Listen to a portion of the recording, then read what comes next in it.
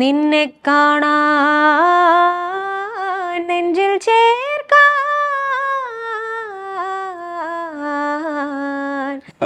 ഇത് എവിടെയാ ഇത് ഈ പോന്നത് ഞാൻ പറഞ്ഞു സാർ മഞ്ജരി ഏതാണ് ആദ്യം പാടിയത് അപ്പൊ ഞാൻ ഇങ്ങനെ പറഞ്ഞു ഞാൻ ആദ്യം ശിലജാലകവാതിൽ എന്ന് പറഞ്ഞു അതേതാ ക്ലാസ്മേറ്റ്സ് ഇല്ലാത്ത ഇത് പാട്ടാണ് എന്റെ കൽബിലെ ആ അത് ഞാനാ മാറ്റി ചെയ്യുന്നത്.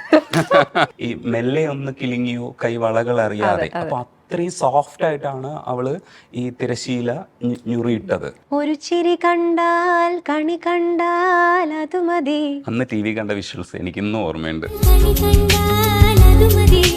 മഞ്ജരിയെ കാണുമ്പോൾ ചിലർക്ക് ആ പാട്ടായിരിക്കും ഓർക്കുക, മുകിലിൻ മകളെ. ഇപ്പൊ സുരേഷ് ഗോപി സാർ എൻ്റെ അടുത്ത് പറഞ്ഞിരുന്നു എന്റെ ഫാമിലിയുമായിട്ട് ഒരുപാട് അടുത്ത് റിലേറ്റ് ചെയ്യുന്ന ഒരു പാട്ടാണ് മോളെ, എനിക്ക് വളരെ ഇഷ്ടമാണെന്ന് പറഞ്ഞു. ഖയാലൊക്കെ ചെയ്യുന്ന സമയത്ത് മഞ്ജരിയെ കുറിച്ച് ഞങ്ങൾക്ക് ഉണ്ടായിരുന്ന ഒരു ബോധ്യം എന്ന് പറയുന്നത് അഹങ്കാരിയാണ്, വലിയ പഠിപ്പുള്ള ആളാണ് ഇക്കാര്യത്തിൽ. കണ്ണൊക്കെ ഉരുട്ടിയപ്പോഴത്തേക്ക് ഞാൻ വെച്ചാൽ അഹങ്കാരിയാന്ന് പറയാൻ പോലെ. പിന്നെ ഈ മത്തിയുടെ ഇണറില്ലേ മുട്ട, അതൊരു ക്രസന്റ് ഷേപ്പിലിരിക്കുന്ന ഒരു സാധനമുണ്ട്, അത് ഭയങ്കര ടേസ്റ്റ്. അത് ഫ്രൈ ചെയ്യുക അത് ഇതൊക്കെ വെച്ച് പപ്പടമൊക്കെ വെച്ചൊരു പിടിയൊക്കെ പിടിക്കാൻ. പക്ഷെ ഈ സൗന്ദര്യത്തെ ബാധിക്കാതെ എങ്ങനെയാ ഭക്ഷണം കഴിക്കണേ?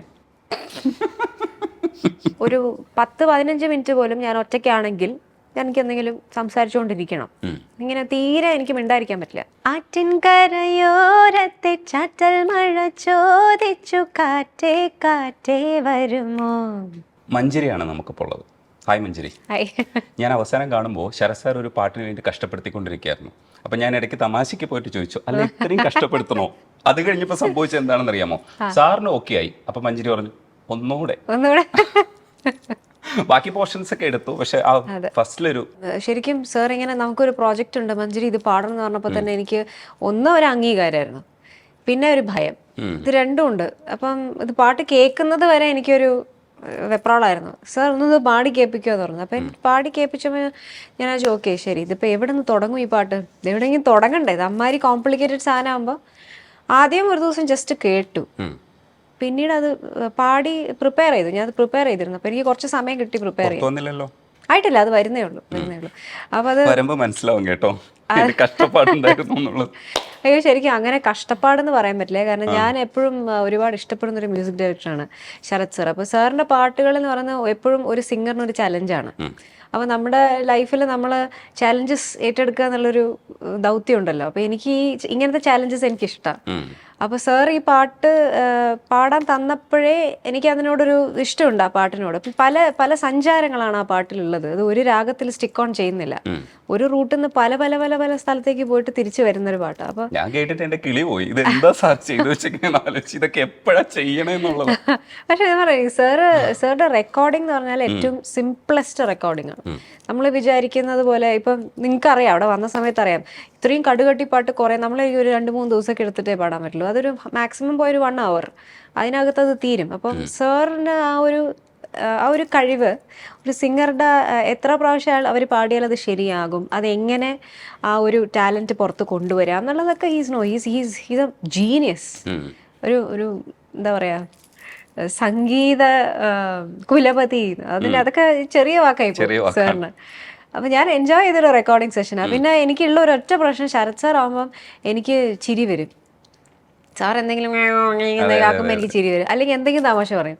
അപ്പോൾ ഞാൻ പറഞ്ഞു സാർ ആദ്യമേ സാർ എന്നെ ചിരിപ്പിക്കരുത്, കാരണം ചിരിച്ചാൽ എനിക്ക് പിന്നെ പാടാൻ പറ്റില്ല, അതുകൊണ്ട് സ്ട്രെയിൻ ആവും. അപ്പം ഇതെല്ലാം കഴിഞ്ഞ് പാടിക്കൊണ്ടിരിക്കുക എൻ്റെ പറഞ്ഞു മഞ്ജരി ഇപ്പം എന്നെ മഞ്ജരിയാണല്ലോ ചിരിപ്പിക്കുന്നത്. ഞാനിങ്ങനെ ഓരോ അങ്ങനെയാണ് എന്താ വെച്ചാൽ സാറിൻ്റെ കൂടെ ആ ഒരു ഫൺ മൊമെൻറ്റ്സ് ആണ്. നമ്മളിപ്പം റിയാലിറ്റി ഷോസിലൊക്കെ ഒരുപാട് ടൈം സ്പെൻഡ് ചെയ്തിട്ടുണ്ട്. അപ്പം സാർ ഭയങ്കര ഒരു പാൽ ഒരു ഫീലിംഗ് ആണ്, ഭയങ്കര ചില്ലാണ് സാറിൻ്റെ കൂടെ വർക്ക് ചെയ്യുമ്പോൾ.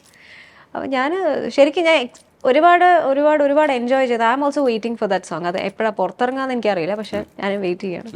2-3 മിനിറ്റ് പൊഴുത്തിച്ചിട്ടുണ്ട്, അതിന്റെ ചെലവുണ്ടേ. അതെ മഞ്ജരി പാടി തുടങ്ങാം.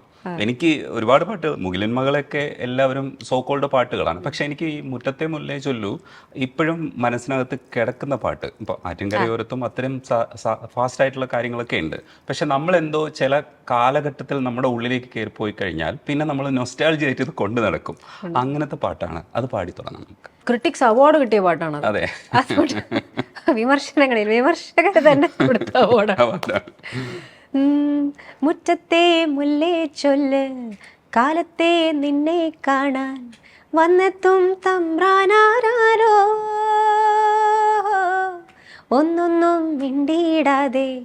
കാതോരം തന്നിടാതെ എങ്ങെങ്ങോ മായുന്നാരോ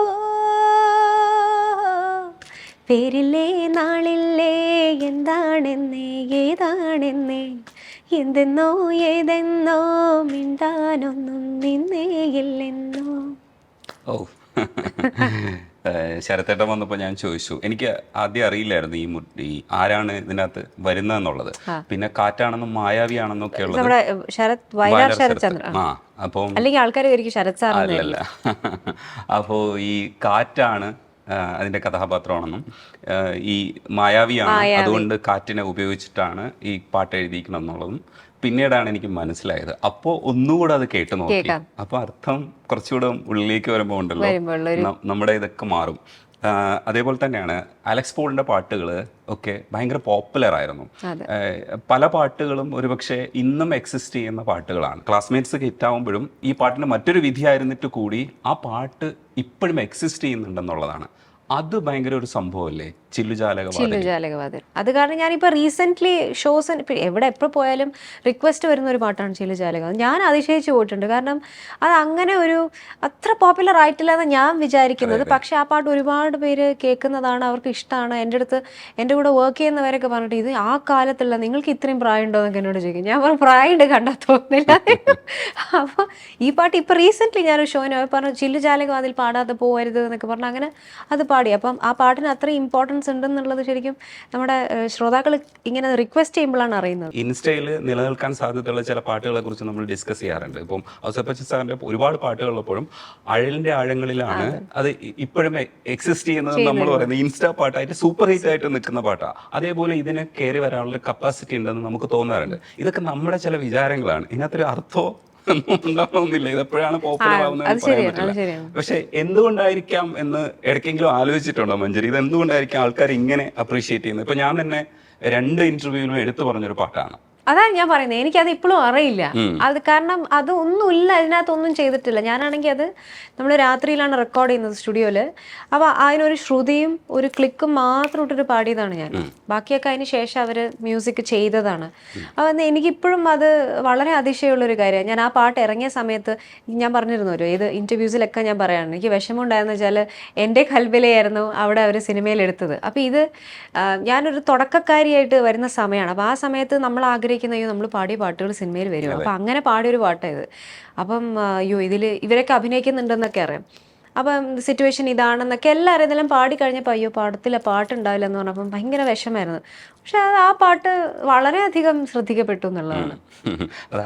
എൻ്റെ കൽബിലെ സൂപ്പർ ഹിറ്റ് ആയിരുന്നു. പക്ഷേ അതെ, ലാൽ സാറിൻ്റെ ഞങ്ങളെല്ലാവരും കൂടി സിദ്ദിഖ് ലാൽ ഷോ എന്ന് പറഞ്ഞൊരു പ്രോഗ്രാം ഉണ്ടായിരുന്നു. അപ്പം അത് US ഷോ ആയിരുന്നു. അപ്പം എല്ലാവരും ഇങ്ങനെ ട്രാവൽ ചെയ്ത് കഴിഞ്ഞ് ഇങ്ങനെ ഫുൾ ടീം റിലാക്സ് ചെയ്തിരിക്കുമ്പം മഞ്ജരി ഏതാണ് ആദ്യം പാടിയത് അലക്സ് പോൾ സാറിന് വേണ്ടിയിട്ട്? അപ്പം ഞാൻ ഇങ്ങനെ പറഞ്ഞു, ഞാൻ ആദ്യം ചില്ലുജാലകവാതിൽ എന്ന് പറഞ്ഞു. അതേത് ക്ലാസ്മേറ്റ്സ് ഇല്ലാത്ത ഇത് പാട്ടാണ്.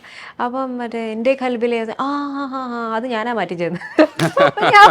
സാർ നിങ്ങളാണോ വില്ലനൊക്കെ?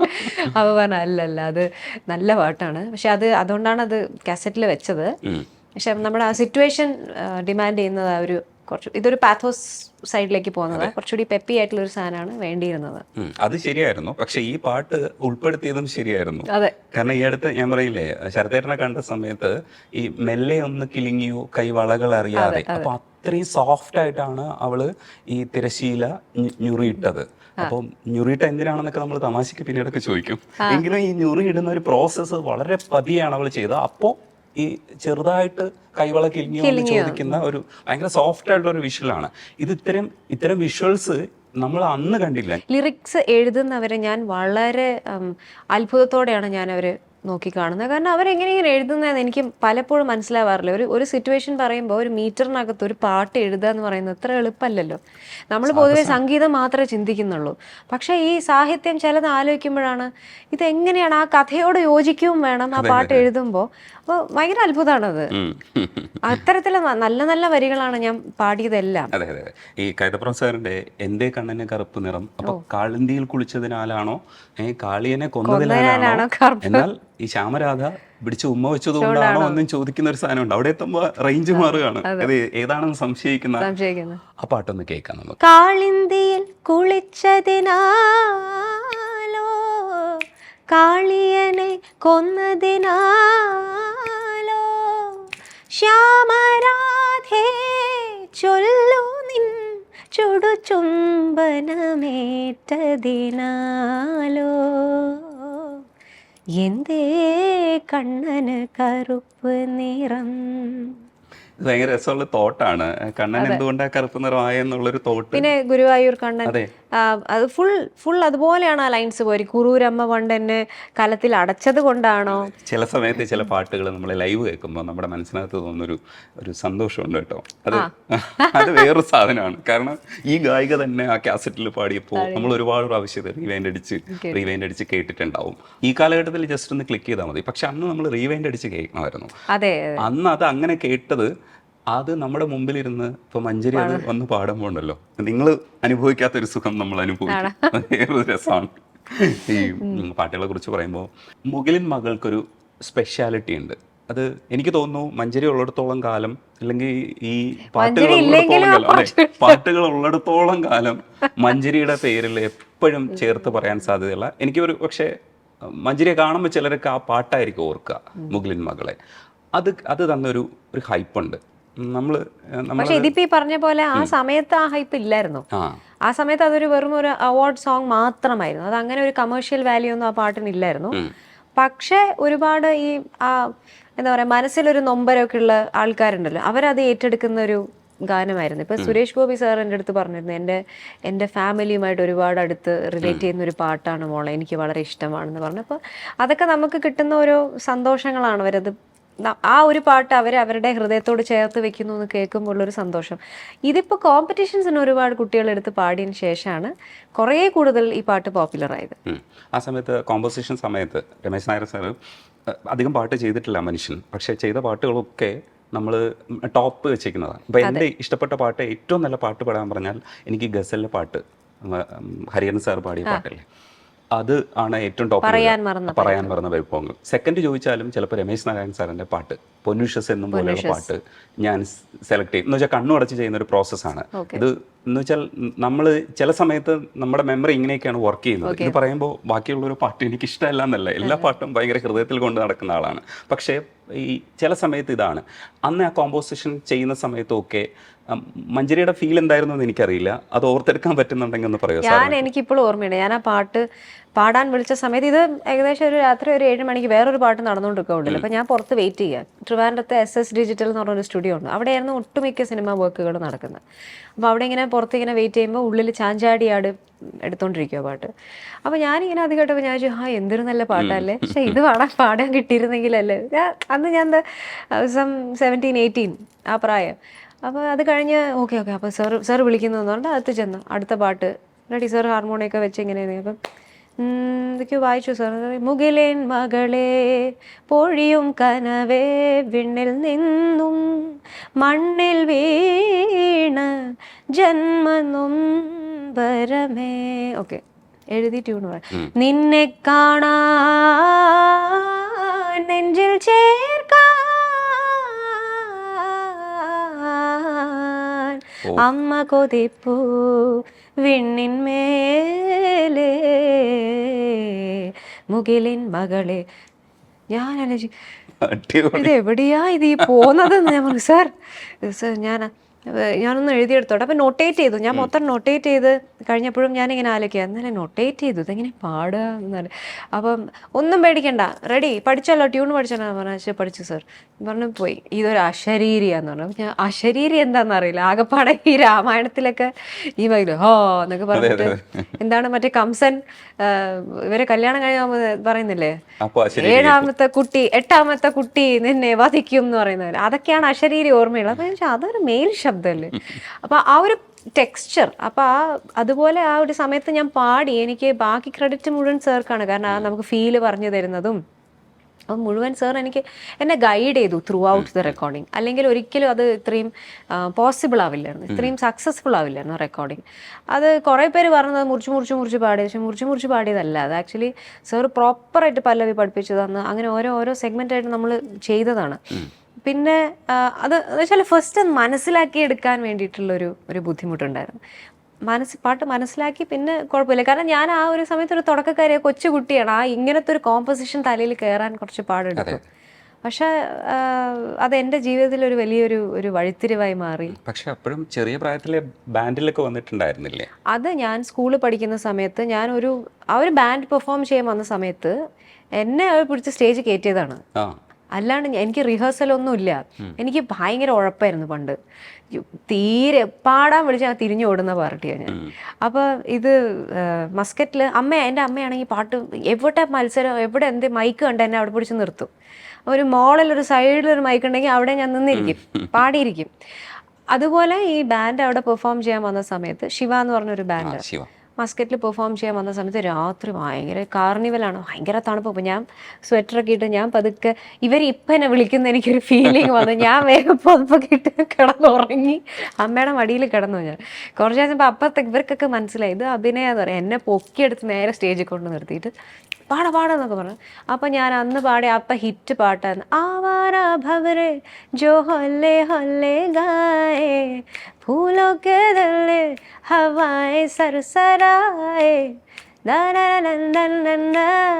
ഉച്ചകളിൻ റിങ് റിങ് റിങ് ആ പാട്ട്. അതിനെ ഹിന്ദിയാണ് പാടിയത്. അപ്പം അത് പാടി. അപ്പം എനിക്ക് മറ്റേ സ്റ്റേജ് ഫ്രൈറ്റ് ഒന്നുമില്ല, പിടിച്ച് നിർത്തി എന്നുള്ള ഇത് മാത്രമേ ഉള്ളൂ. അതൊന്ന് പാടിയൊക്കെ ചെയ്ത് തിരിച്ചിറങ്ങി. അപ്പോൾ അവർ പറഞ്ഞു ഇങ്ങനെ റിഹേഴ്സലൊന്നും ഇല്ലാണ്ട് കുട്ടി അങ്ങനെ പാടിയല്ലോ, നല്ലതാണ്, ഭയങ്കര ടാലൻറ്റഡ് ആണ് എന്നൊക്കെ പറഞ്ഞു. അപ്പോൾ ഇത് അടുത്ത ദിവസം അതെ അവർ തന്നെ പെർഫോം ചെയ്യുന്നില്ല. അപ്പോൾ പറഞ്ഞാൽ നാളെ പാടാമെന്ന് വെച്ചു. പാടാന്ന്. അന്ന് പിന്നെ അതും റിഹേഴ്സലൊന്നുമില്ല, ജസ്റ്റ് പോയി പാടി. പക്ഷെ ഞാനത് എൻജോയ് ചെയ്തു. അപ്പം പിന്നെ ആലോചിക്കും ഒരു പക്ഷേ ഇതൊക്കെ കൊണ്ടായിരിക്കും എനിക്ക് ആ സ്റ്റേജ് ഫ്രൈറ്റ് എന്ന് പറഞ്ഞ സാധനം ഇല്ലാണ്ട് പോയത്. ഞാൻ ആ സമയത്ത് ഒരുപാട് കേൾക്കുമായിരുന്നു കുട്ടികൾക്ക്, എന്ന് വെച്ചാൽ എൻ്റെ പ്രായക്കാർക്ക് ഭയങ്കര സ്റ്റേജ് ഫ്രൈറ്റ്. ആ സ്റ്റേജിൽ കയറുമ്പോൾ ആൾക്കാരെ ഫേസ് ചെയ്യാനോ അതും ഇതൊക്കെ. ഇത് പിടിച്ചു നിർത്തല്ലേ, അപ്പം പിന്നെ ആ ഫ്രൈറ്റ് ഇല്ല. അങ്ങനെ കുറേ എക്സ്പീരിയൻസ് ഉണ്ടായിട്ടുണ്ട്. പിന്നീട് അത് തുടർന്നില്ലേ ബാൻഡിൽ?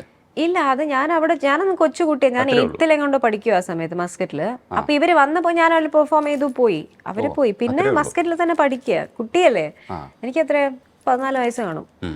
അല്ല, വിക്കിയിൽ അങ്ങനെ ഒരു വിവരം കിടക്കുന്നു. അതുകൊണ്ട് ശിവ ബാൻഡിൽ പെർഫോം ചെയ്തിട്ടുണ്ട്. പെർഫോം ചെയ്തു, അതാണ് ഇത് പാടി എന്നുള്ളതാണ് അതിന്റെ അർത്ഥം എന്നാണ് ഞാൻ മനസ്സിലാക്കുന്നത്. അപ്പോൾ ഈ ഫാസ്റ്റ് നമ്പേഴ്സ് ഉണ്ട്. അപ്പം അതിൽ എനിക്ക് ഏറ്റവും ഇഷ്ടമുള്ളത് പൊന്മുടി പുഴയറത്തിലെ ഒരു ചിരി കണ്ടാൽ കണി കണ്ടാൽ അത് മതി. അപ്പൊ ഞാൻ പറഞ്ഞിട്ടുണ്ടായിരുന്നു മുമ്പും ലതുമതി എന്ന് ഞങ്ങൾ കളിയാക്കി പാടുമായിരുന്നു എന്നുള്ളത്. അവിടെ കൊണ്ടുവന്നിട്ട് നമ്മൾ മുറിച്ച് പാടും എന്തെങ്കിലും, നമുക്ക് എന്തെങ്കിലുമൊക്കെ സ്വന്തമായിട്ടൊരു കോൺട്രിബ്യൂഷൻ. അപ്പോൾ അതേപോലെ രാജാ സാറിൻ്റെ ഒരുപാട് പാട്ട് പാടാൻ പറ്റി. എനിക്ക് തോന്നുന്നു ഏറ്റവും കൂടുതൽ പാടിയിട്ടുള്ളത് രാജാ സാറായിരിക്കും, രാജാ സാറിൻ്റെ പാട്ടുകളായിരിക്കും.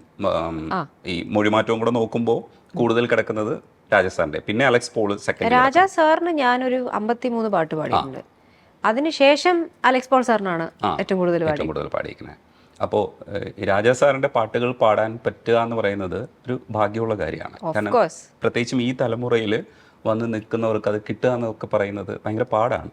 ഞാൻ എപ്പോഴും ഫീൽ ചെയ്യുന്ന ഒരു കാര്യം, ഞാൻ ഭയങ്കര ലക്കി ആയിരുന്നു.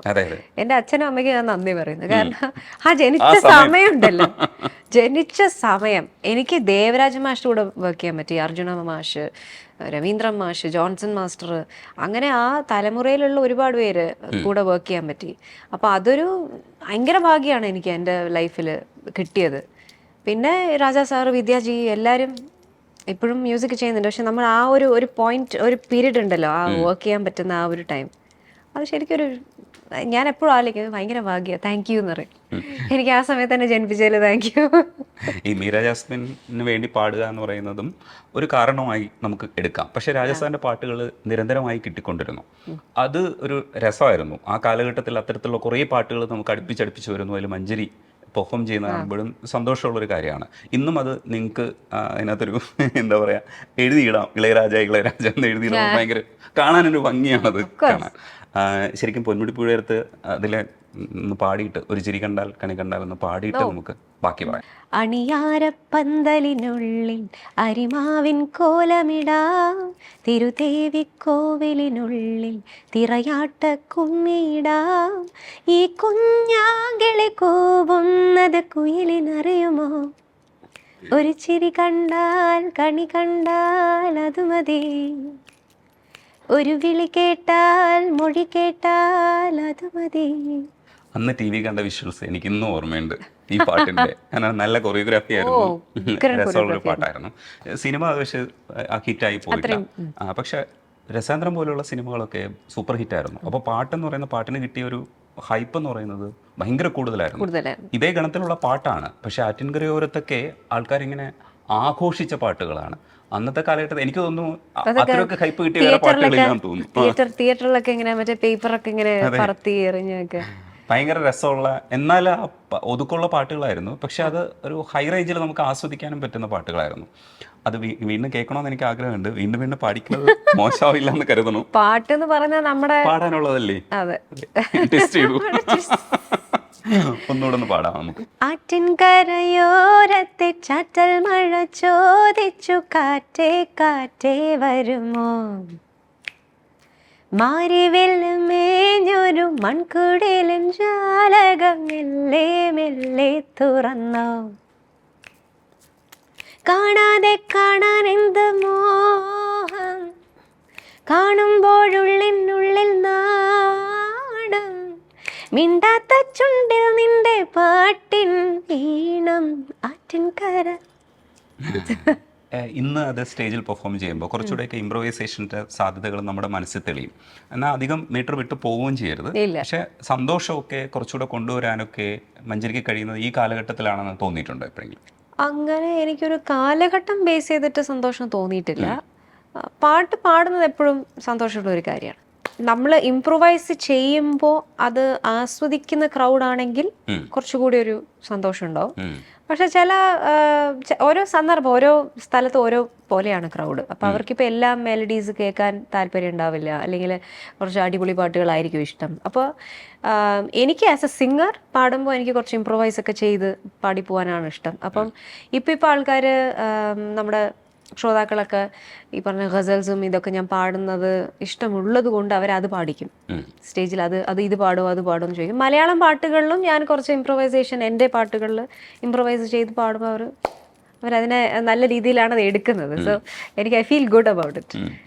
ഇംപ്രവൈസ് അത് തന്നെ എപ്പോഴും അത് പാടുന്നതിനേക്കാൾ അതിലെന്തെങ്കിലും ചെറിയ അതിനെ ബാധിക്കാത്ത വിധത്തിൽ എന്തെങ്കിലും ചെറുതായിട്ട് പൊടിക്കൈകൾ. അതെ അതെ അതെ അതെ. ഈ മഞ്ജരിക്ക് അതിന് കഴിയുകയും ചെയ്യും. ഇപ്പോൾ ഖയാലൊക്കെ ചെയ്യുന്ന സമയത്ത് മഞ്ജരിയെ കുറിച്ച് ഞങ്ങൾക്ക് ഉണ്ടായിരുന്ന ഒരു ബോധ്യം എന്ന് പറയുന്നത് അഹങ്കാരിയാണ്, വലിയ പഠിപ്പുള്ള ആളാണ് ഇക്കാര്യത്തിൽ. അപ്പോൾ കുറേ കാര്യങ്ങൾ ഞാൻ വെച്ചാൽ അഹങ്കാരിയാന്ന് പറയാൻ പോലെ കുറേ കാര്യങ്ങൾ അറിയാവുന്ന ഒരാളാണ് മഞ്ജരി എന്ന് പറയുന്നത്. അത് പ്രത്യേകിച്ച് ഈ ഹിന്ദുസ്ഥാനിയും കർണാട്ടിക്കും കൂടെ കൈകാര്യം ചെയ്യുമ്പോൾ ഈ ഹിന്ദുസ്ഥാനി പഠിച്ചവരോടൊക്കെ നമുക്കൊരു വേറെ എന്തോ ആണെന്നുള്ളൊരു ബോധ്യം എനിക്ക് ഒരു കാലഘട്ടത്തിൽ ഉണ്ടായിരുന്നു. ഹിന്ദുസ്ഥാനി എന്ന് വെച്ചാൽ വേറെ എവിടെ നിന്നോ വരുന്നതാണ് എന്നുള്ള, നമ്മുടെ ഈ പരിസരത്തിലല്ല എന്നുള്ള ഒരു ബോധ്യമൊക്കെ ഉണ്ട്.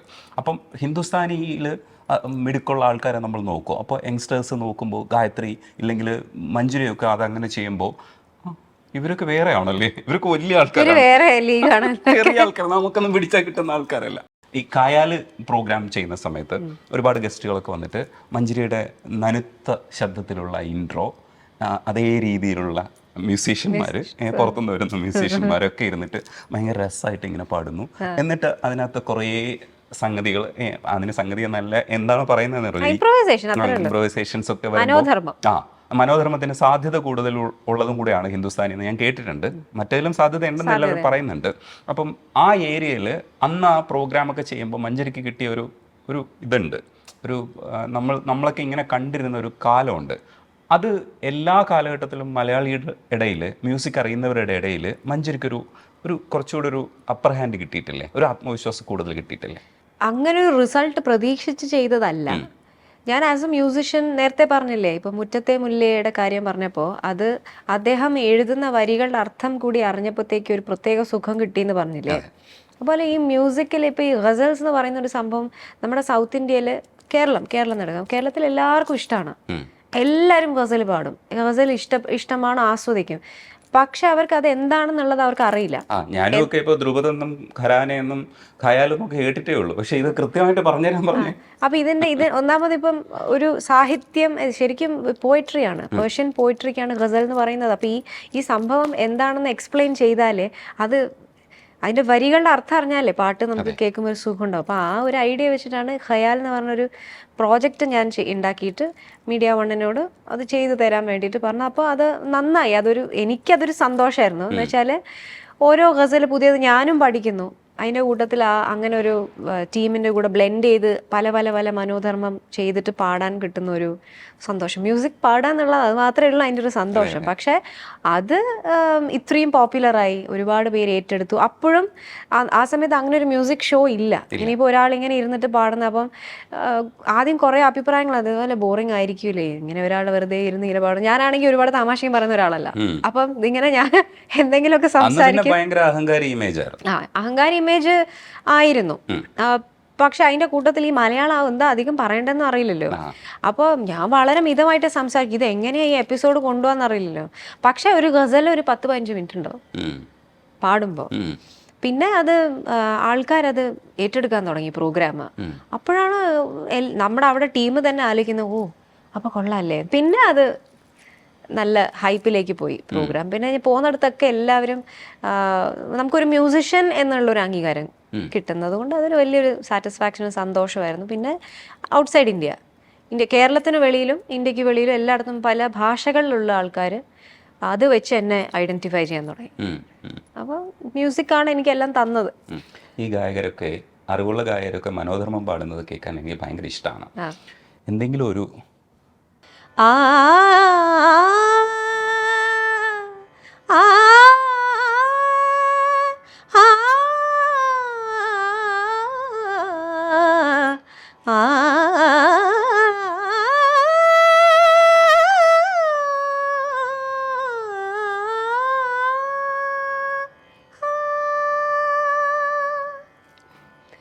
മഴയിൽ, രാത്രി മഴയിൽ പൊഴിയും സ്നേഹനിറവിൽ നിലവേ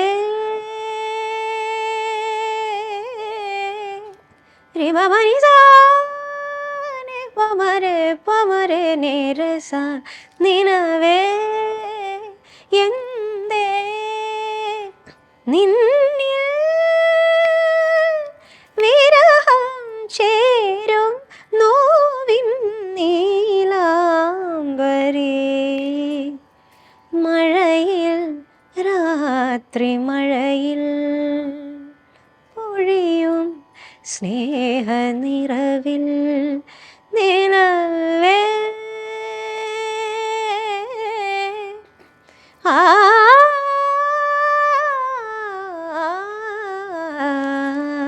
നിലവേ എന്തേ നിന്നിൽ വിരഹം ചേരും നോവിൻ നീലാംബരി മഴയിൽ, രാത്രി മഴയിൽ പൊഴിയും സ്നേഹ നിറവിൽ. നിർത്തണ്ടെന്നായിരുന്നു എൻ്റെ അഭിപ്രായം. ഓരോ സ്ഥലത്തെ ഇത് ഭയങ്കര രസമാണ് കേട്ടോ ഈ പരിപാടി. എന്ന് വെച്ചാൽ നിങ്ങളത് ആസ്വദിക്കുന്നതും ഞങ്ങൾ അതിനേക്കാളും കൂടുതൽ ആസ്വദിക്കുന്നതും നമുക്ക് തോന്നും. കാരണം ഒപ്പം സഞ്ചരിക്കാൻ പറ്റുന്ന ഒരു പരിപാടിയാണത്. ഭയങ്കര രസമുള്ള പരിപാടിയാണ്. ഈ മ്യൂസിക്കിനപ്പുറത്തേക്ക് ഭക്ഷണത്തിൽ ഭയങ്കര താല്പര്യമുള്ള ഒരാളാണ്. അതെ, പക്ഷേ ഈ ഫിഗർ കണ്ടിട്ട് ഭക്ഷണത്തിൽ അത്ര താല്പര്യം, അതുകൊണ്ടാണ് ഞാൻ ഈ താല്പര്യം വെച്ചിരിക്കുന്നത്. കാരണം ഭക്ഷണം കഴിക്കുന്നതെല്ലാം ശരീരത്തിൽ പിടിക്കുന്നുണ്ടെങ്കിൽ പിന്നെ നമുക്ക് കഴിക്കുമ്പോൾ വിഷമാ. അപ്പൊ ഞാനിത് കഴിക്കുമ്പോഴേ ആലോചിക്കും, ദേഹത്ത് പിടിക്കല്ലേ. എനിക്കിഷ്ടം, എനിക്ക് ഭയങ്കര ഇഷ്ടമാണ്. സൗന്ദര്യത്തെ ബാധിക്കാതെ എങ്ങനെയാ ഭക്ഷണം കഴിക്കണേ? അത് പറയാൻ പറ്റില്ല. ശരിക്കും സൗന്ദര്യത്തിന്റെ രഹസ്യം പറ. എന്റെ സൗന്ദര്യത്തിന്റെ രഹസ്യമോ? അതിന് പ്രത്യേകിച്ച് രഹസ്യമൊന്നുമില്ല. അല്ലേ, ഇത്രയും കഴിക്കാൻ ആഗ്രഹിക്കുന്ന ഒരാള് ഭയങ്കര ഫുഡിനോട് പറയുമ്പോൾ തന്നെ നമുക്ക് ഈ വായിൽ വെള്ളം വരുന്ന ഒരു പറച്ചിലുകാരിയാണ്. അപ്പോൾ ഞാൻ ഒരു ഏതൊക്കെയോ ഇന്റർവ്യൂസിലൊക്കെ ഞാനിങ്ങനെ ഫുഡ് വർണ്ണിക്കുമ്പോൾ അവർ പറയും, ഓ അവർ ഏമ്പക്കം വിടുമെന്ന് കഴിഞ്ഞാൽ ഞങ്ങൾ കഴിച്ച പോലെ ആയി. അതെല്ലാം കൂടെ ഇങ്ങനെ കുഴച്ച് ഇങ്ങനെ അടിക്കുന്ന സാധനം പറയുമ്പോൾ ഉണ്ടല്ലോ നമുക്ക് ഫീലാ. പക്ഷെ ഇത് കണ്ടു കഴിഞ്ഞാൽ അങ്ങനെ ഫുഡ് ആണെന്ന് പറയേയില്ല. അതെങ്ങനെ മാനേജ് ചെയ്യാം? അത് ഞാനൊരു കുറച്ച് നാളെല്ലാം കഴിച്ചിട്ട് എന്തെങ്കിലും ഒരു വെയിറ്റ് കൂടിയെന്ന് കണ്ടാൽ ഞാൻ വീണ്ടും വർക്കൗട്ട് ചെയ്യും. വർക്കൗട്ടൊന്നും ഇല്ല. പിന്നെ ഒരു വർക്കൗട്ടും ഇല്ല. ഞാൻ ഈ പറഞ്ഞ ഫുഡ് കഴിക്കും, പിന്നെ കുറച്ച് തടി കൂടുന്നെന്ന് പറയുമ്പോൾ ഒന്ന് അതിൻ്റെ ലിമിറ്റ് ഒന്ന് കുറച്ചൊന്ന് താഴ്ത്തും, കുറയ്ക്കും. എനിക്ക് ഷുഗർ കുഴപ്പമില്ല, കഴിക്കാം. അപ്പോൾ എൻ്റെ സ്വീറ്റ്സ് എനിക്ക് ഭയങ്കര ഇഷ്ടമാണ്. പക്ഷേ എനിക്ക് അറിഞ്ഞൂടാ എന്താ എനിക്കറിയണ്ട, എല്ലാം ഞാൻ ഒറ്റയടിക്ക് കഴിക്കില്ല. ഒന്നെങ്കിൽ ഒരു പ്രത്യേക എരിവുള്ള ഭക്ഷണമായിരിക്കും, അല്ലെങ്കിൽ മധുരമുള്ളതായിരിക്കും. അങ്ങനെ എല്ലാം കൂടെ മിക്സ് ആവാറില്ല പൊതുവേ. പിന്നെ ഞാൻ ഈ പൊതുവെ ട്രാവൽ ചെയ്യുന്നത് തന്നെ എന്തെങ്കിലും രസകരമായ ഭക്ഷണം ഉണ്ടോ എന്ന് എൻ്റെ അടുത്ത് എല്ലാവരും ചോദിക്കും. വീട്ടിലിരിക്കുമ്പോൾ വലുതായിട്ട് ഞാൻ കഴിക്കൂല, പുറത്തിറങ്ങിയാൽ എനിക്ക് വിശപ്പാണ്. ഞാൻ എവിടെ പോയാലും പറയും അതെനിക്ക്. പണ്ടേ അമ്മയൊക്കെ പറയേ, അവർ വിചാരിക്കും വീട്ടിൽ നിന്നും കൊടുക്കുന്നില്ല കഴിക്കാൻ, പുറത്തിറങ്ങിയ ഉടനെ വിശക്കുന്നേ, എനിക്ക് വിശക്കുന്നേ എന്നിട്ട്. അപ്പോൾ ഷൂട്ടിനൊക്കെ പോകുന്ന സമയത്ത് അവർക്ക് ഇപ്പം എന്നെ അറിയാം. അവർ പറയും ഓ അതാ ചേച്ചിക്ക് ഇത് കൊടുക്കുക, അത് കൊടുക്കുക, കഴിക്കാൻ കൊടുക്കുക എന്നൊക്കെ പറഞ്ഞു. അപ്പോൾ എനിക്കിഷ്ടമാണ് ഫുഡ് കഴിക്കുക എന്ന് പറയുന്ന ഒരു ഭയങ്കര. മ്യൂസിക് കഴിഞ്ഞാൽ എനിക്ക് അടുത്തത് ഫുഡാണ്. അപ്പോൾ ഐ ലവ് ഈറ്റിംഗ്. അതിപ്പോൾ ഏത് ടൈപ്പ് ഫുഡ് എന്നൊന്നുമില്ല. ബേസിക് ആയിട്ടുള്ള ചില ഇഷ്ടങ്ങളുണ്ട്, എപ്പോഴും ഒരു നൊസ്റ്റാൾജിക് ആയിട്ട് നിൽക്കുന്ന കുറച്ച് സാധനങ്ങൾ. അതെപ്പോഴും നമ്മുടെ ഹോം കുക്ക്ഡ് ഫുഡായിരിക്കും. അതിൽ ഈ ചോറും തക്കാളി കറിയും,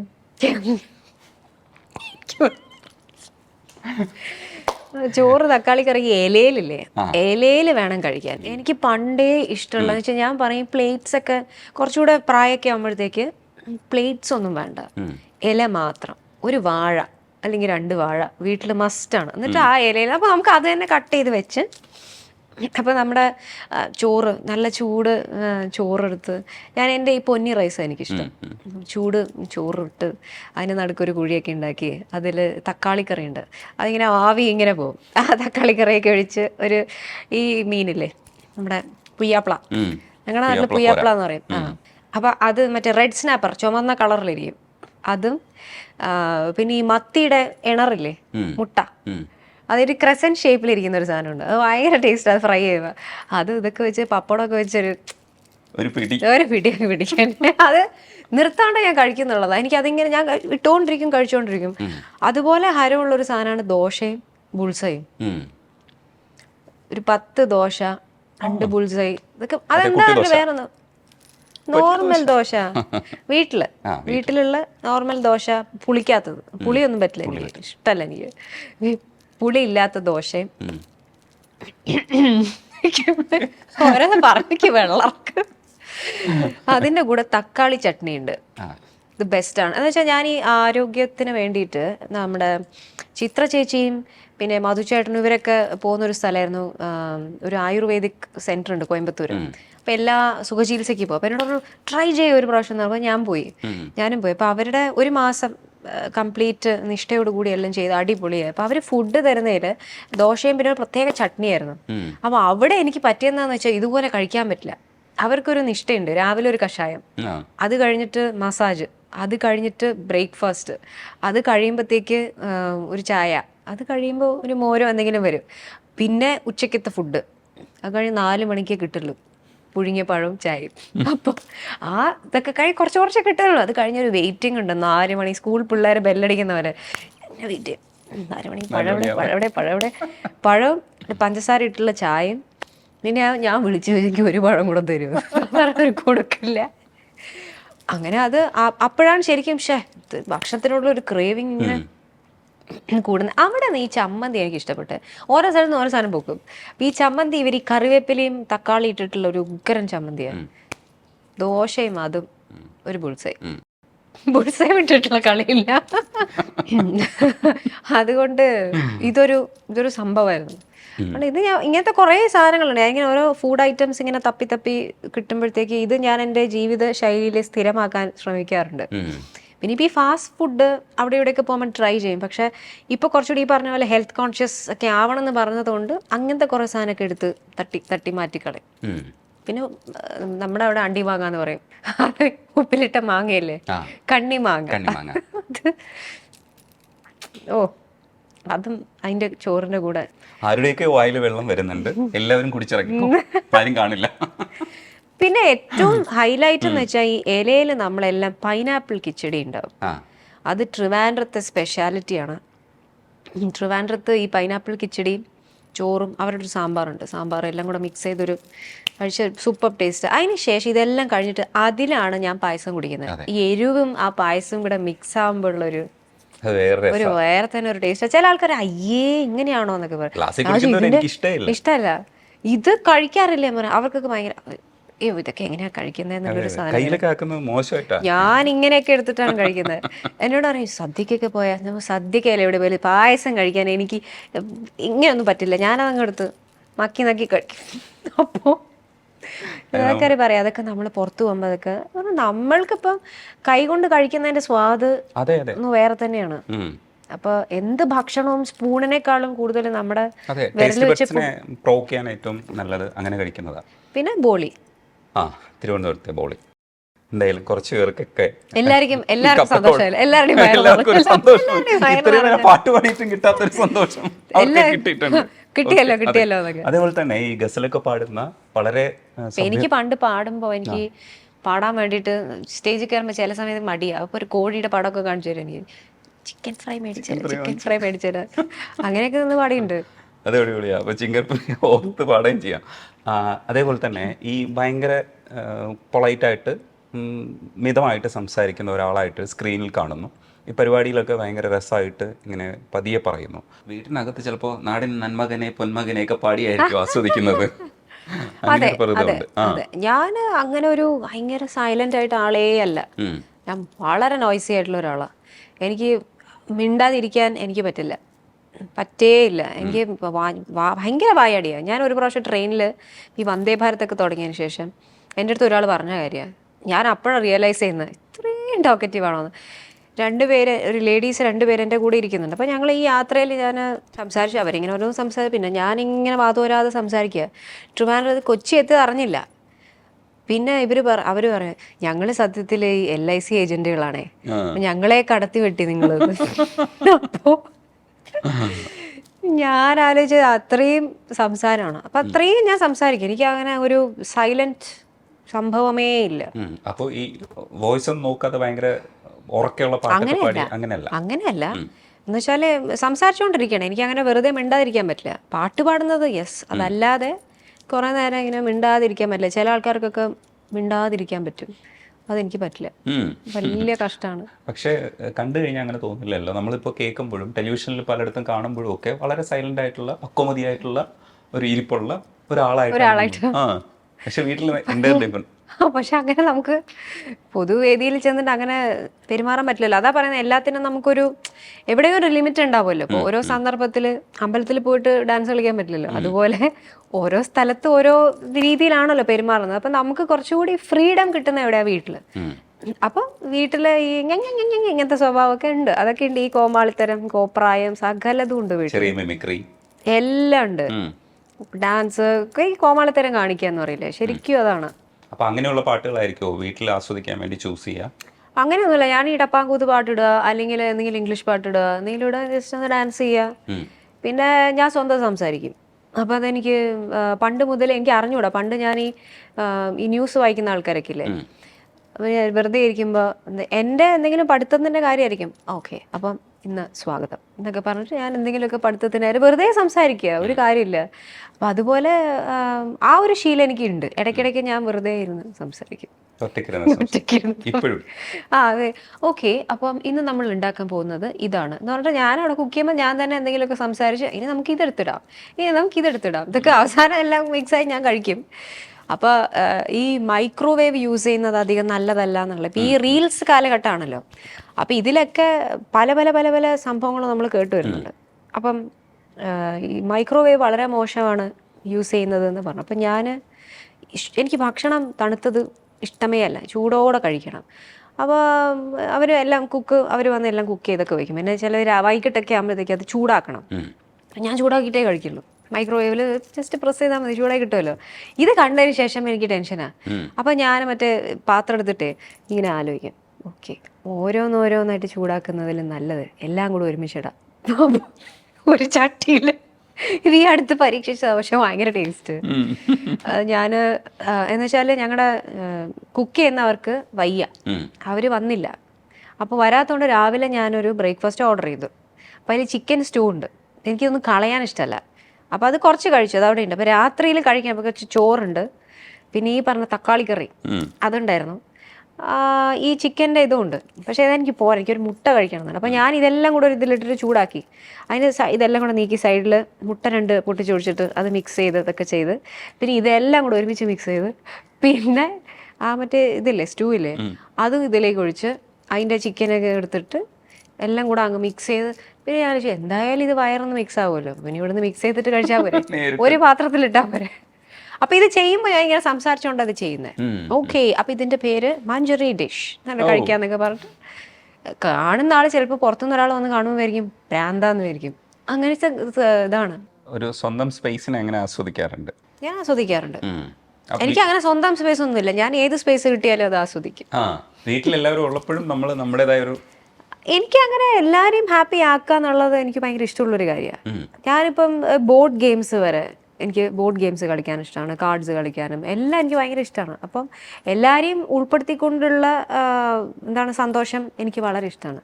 എനിക്ക് കൂടുതൽ ആൾക്കാരുള്ളതാണ് ഇഷ്ടം, ഒറ്റയ്ക്ക് ഇരിക്കുന്നത് എനിക്ക് താല്പര്യമില്ല. ഒറ്റയ്ക്കിരിക്കുമ്പോഴല്ല ഇത് ഈ പരിപാടികളൊക്കെ ഉള്ളത്, എല്ലാവരും ഉള്ളപ്പോഴും ഇങ്ങനെ തന്നെയാണ്.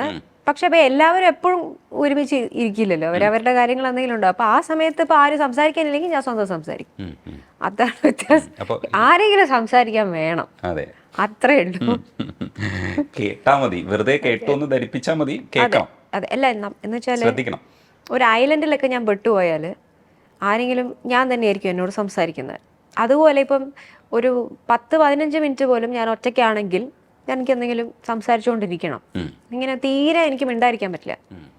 അപ്പൊ അതുകൊണ്ടായിരിക്കും അത്. ഈ പണ്ടേ സ്കൂളിൽ നിന്നൊക്കെ പറയും കുട്ടി ഭയങ്കര ടോക്കറ്റീവാ. പക്ഷേ ഈ കുട്ടിയെ കുറിച്ച് അങ്ങനെയല്ല വിചാരിച്ചിരുന്നത്, വളരെയധികം ടോക്കറ്റീവാ. മൂഡ് ഓഫ് ഒക്കെ വരുമ്പോൾ എങ്ങനെ ഹാൻഡിൽ ചെയ്യും? മൂഡ് ഓഫ് വരുമ്പോൾ കരയും. അത് ഞാൻ വളരെ സെൻസിറ്റീവ് ആയവരാണ്, വളരെ ഇമോഷണൽ ആയിട്ടുള്ളവരാണ്. അപ്പോൾ ഈ ചെറിയൊരു കാര്യം വന്നാൽ ഞാൻ കരയും. ഞാൻ കരയും, ഞാൻ നല്ലോണം കരയും. ഞാൻ കരഞ്ഞാൽ എൻ്റെ കരച്ചിലും ഞാൻ സംസാരം മുഴുവൻ ദൈവത്തോടാണ്. അപ്പം എൻ്റെ വിഷമങ്ങളും കാര്യങ്ങളൊക്കെ ഞാൻ ദൈവത്തോട്, വിഷമമില്ലാന്നൊന്നും അല്ല കേട്ടോ, വിഷമങ്ങൾ എല്ലാവരുടെയും ജീവിതത്തിലുണ്ട്. അപ്പോൾ എൻ്റെ വിഷമങ്ങൾ ഞാൻ കമ്മ്യൂണിക്കേറ്റ് ചെയ്യുന്നത് ദൈവത്തോടാണ്. ദൈവത്തിനെ വിട്ടിട്ടുള്ള ഒരു പരിപാടിക്കും ഞാനില്ല. അപ്പോൾ ഓരോ ഘട്ടത്തിലും നമുക്ക് സ്ട്രെങ്ത് എന്ന് പറയുന്നത് തരുന്നത് ദൈവം. അപ്പം എൻ്റെ ലൈഫിലും ഒരുപാട് വിഷമങ്ങൾ കടന്നു പോയ ഒരാളാണ് ഞാൻ. പക്ഷെ എന്നെ പിടിച്ചു നിർത്തിയത് എൻ്റെ ആ ശക്തികളാണ്. അപ്പം ആ ദൈവത്തിനെ ഞാൻ എന്നും എപ്പോഴും മുറുക്കെ പിടിച്ചിട്ടേ ഉള്ളൂ. എൻ്റെ ലൈഫിൽ ഉണ്ടായിരിക്കുന്ന മിറക്കിൾസ് പല കാര്യങ്ങളും, അതൊന്നും ഞാൻ പല പ്രാവശ്യം ആലോചിക്കാറുണ്ട് എങ്ങനെ സംഭവിച്ചു എന്നൊക്കെ. പക്ഷെ അറിയില്ല, അതൊക്കെ ആ ഒരു ഡിവൈൻ പവറിൻ്റെ ഒരു അനുഗ്രഹമായിട്ടാണ്. അപ്പം ഞാനിപ്പോഴും ഒരു സ്ട്രോങ് വുമൺ ആയിട്ടുണ്ടെങ്കിൽ അതിൻ്റെ പിറകിൽ എൻ്റെ ദൈവങ്ങളാണ്.